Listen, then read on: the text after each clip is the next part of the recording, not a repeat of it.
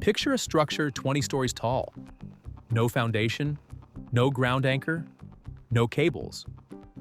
It is moving through open ocean in swells, sometimes in weather that would make you grip a railing for dear life.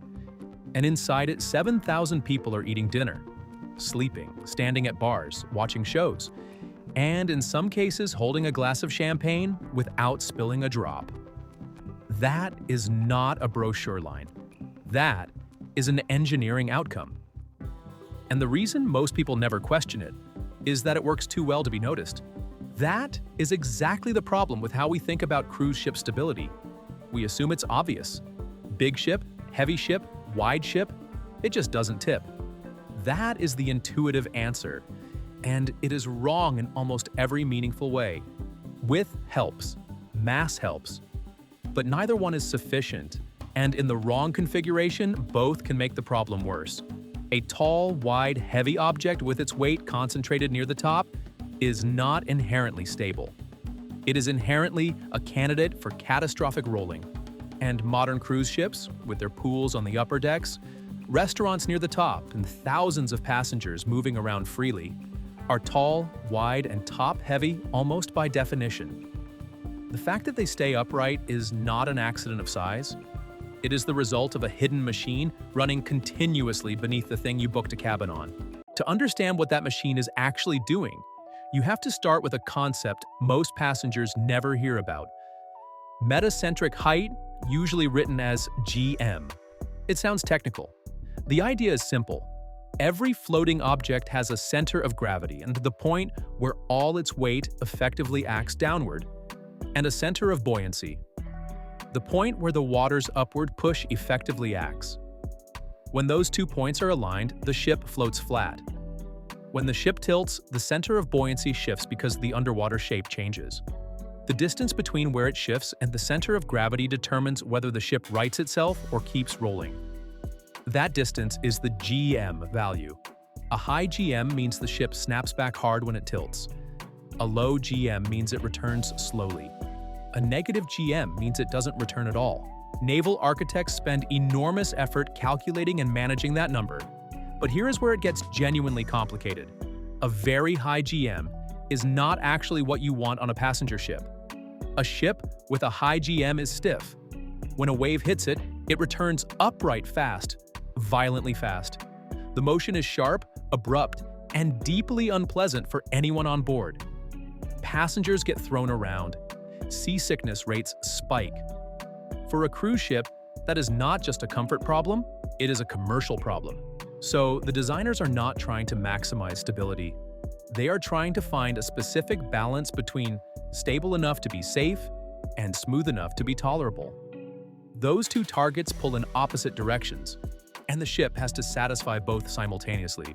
Then add the dynamic problem. The GM value is not fixed. It changes throughout the voyage. The ship burns fuel, which lowers the weight in the tanks near the bottom. Passengers board and spread unevenly across the decks. Fresh water gets consumed. The food stores deplete from wherever they are loaded. Every one of these changes shifts the distribution of mass across the vessel. A ship that was perfectly balanced leaving port on Monday is a different weight equation by Wednesday, and a different one again by Friday. Stability is not a property the designers can build in once and walk away from.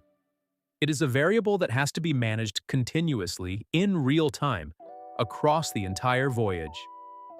This is where the system starts to reveal itself. The first layer of the solution is the hull itself. The shape of the hull below the waterline is not aesthetic. It is a carefully engineered stability instrument. Modern cruise ships have a wide beam relative to their draft. That means they are wide compared to how deep they sit in the water. This geometry increases the waterplane area, which is the footprint of the hull at the waterline, and a larger waterplane area creates stronger resistance to rolling forces.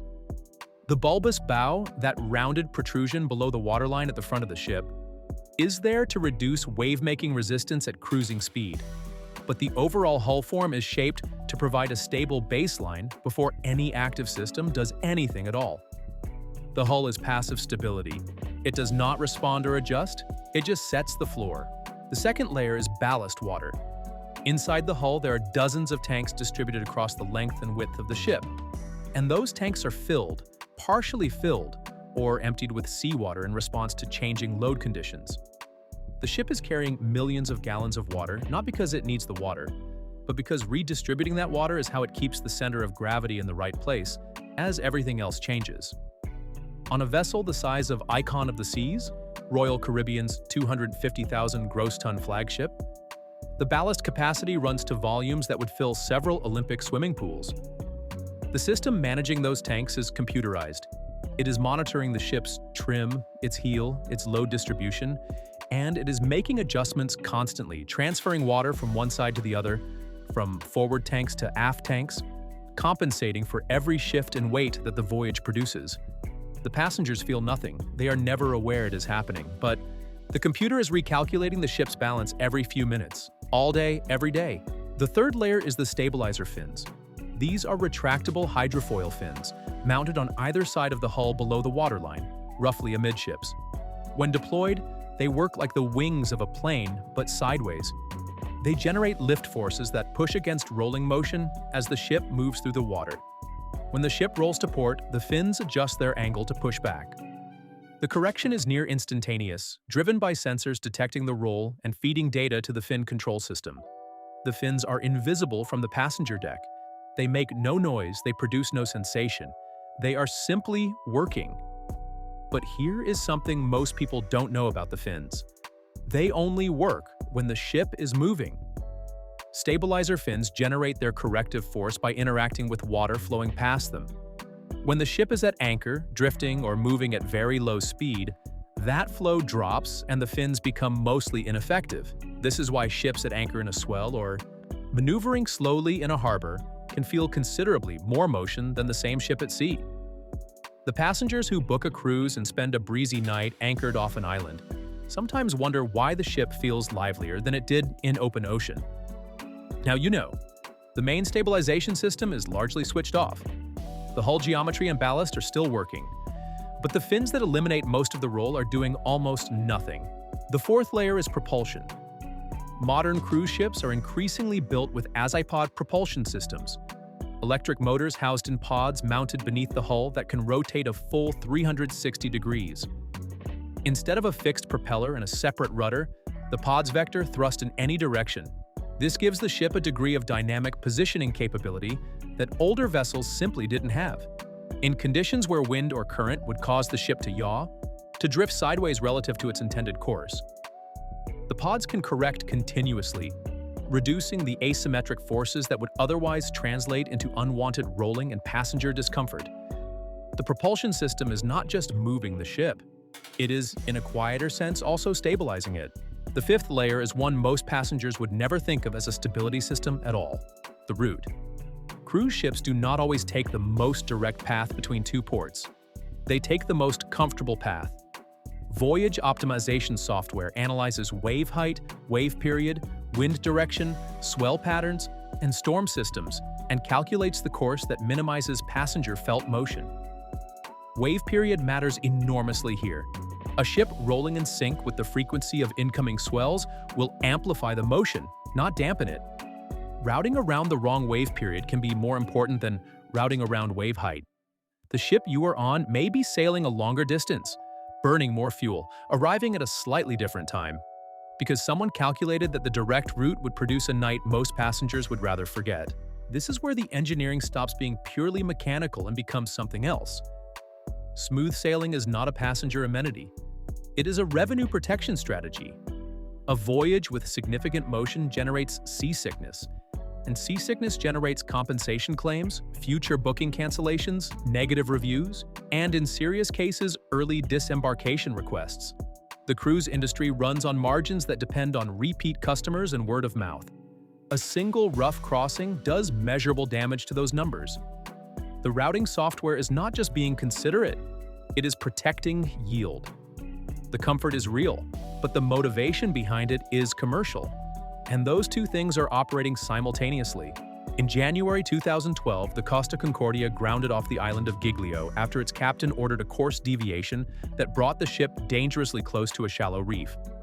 The subsequent events, the collision, the flooding, the loss of 32 lives, were a cascading result of that single decision to take the vessel outside the operational parameters it was designed to work within.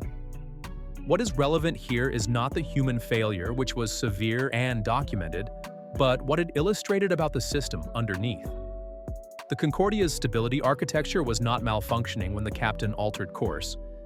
The ballast systems, the fins, the hull geometry, all of it was functioning exactly as designed.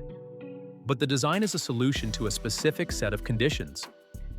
Remove those conditions, bring the hull into contact with something it was never engineered to contact, and the redundancies that protect 7,000 people at sea provide no protection at all. The systems worked right up until the moment the context they were built for was eliminated. That is the part worth sitting with. The system is not omnipotent. It is a very sophisticated answer to a very specific set of pressures. It assumes open water, it assumes operational routing, it assumes ballast management is running and fins are deployed and course decisions are sane. When those assumptions hold, the result is a 20-story structure moving through ocean that feels, to the person standing on deck with a drink in their hand, like almost nothing at all. And that is the real product. Not the restaurants, not the pools, not the shows. The product is the sensation of being at sea without feeling the sea.